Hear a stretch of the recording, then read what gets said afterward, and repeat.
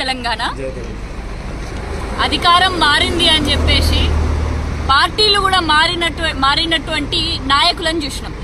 మరి పార్టీలు ఎందుకు మారిలో మీ అందరికి తెలవాలి. నేడు చిన్న కల్వాల గ్రామం సుల్తానాబాద్ మండలంలో ఏం జరిగిందో మీ అందరికి తెలవాలి.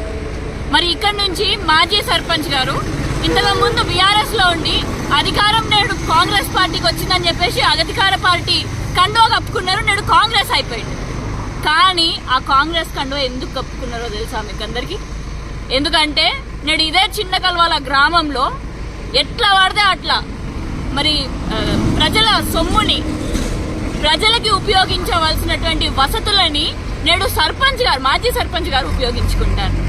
గ్రామ పంచాయతీ ట్రాక్టర్ ని అట్లనే సిబ్బందిని అవి ఉపయోగించుకొని ఆయనకు వచ్చిన కాంట్రాక్ట్ తోటి ఇక్కడ నుంచి మొరం తీసుకుపోయి ఆయన సొంత ఇంట్లలో ఆయన సొంత ప్లాట్లలో మట్టిని తీసుకుపోయి